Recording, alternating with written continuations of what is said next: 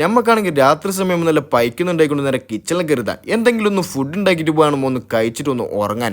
ഞമ്മ ഉണ്ടാക്കാൻ പോകുന്ന സാധനമാണെങ്കിൽ മുട്ടപ്പീര് എന്നാണ് ഇതിൻ്റെ പേര് വരുന്നത്. നമ്മുടെ നാട്ടിലാണെങ്കിൽ എന്തെന്നാണ് ഈ പേര് വരുന്നത് ഒന്ന് കമൻറ്റ് ഇട്. അതിൻ്റെ കൂട്ടാണെങ്കിൽ ചപ്പാത്തിയും കൂടി റെഡിയാക്കുന്നുണ്ട്. അതെല്ലാം കഴിഞ്ഞതിന് ശേഷം ഫുഡും കാര്യങ്ങളും റെഡിയാക്കിയപ്പോൾ തന്നെ ഫുഡും കൂടി ഒന്ന് പാസ്സാക്കുന്നത്.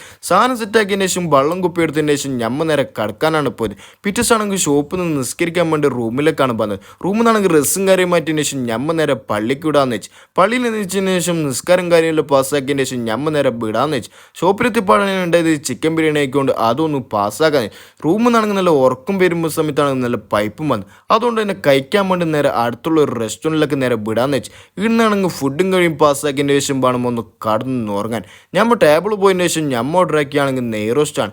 കുറച്ച് ടൈം എടുക്കുമെന്ന് പറഞ്ഞു. ഇവിടുത്തെ ആംബിയൻസും കാര്യമാണെങ്കിൽ നല്ല അടിപൊളിയായിക്കൊണ്ട് സമയം പോയത് അറിഞ്ഞില്ല. നമ്മൾ ഓർഡർ ആക്കിയ പുൽക്കുറ്റി പോലത്തെ ഒരു ദോശയും വന്നതിന് ശേഷം അതൊന്നും മെല്ലെ കയറ്റാന്ന് വെച്ച്.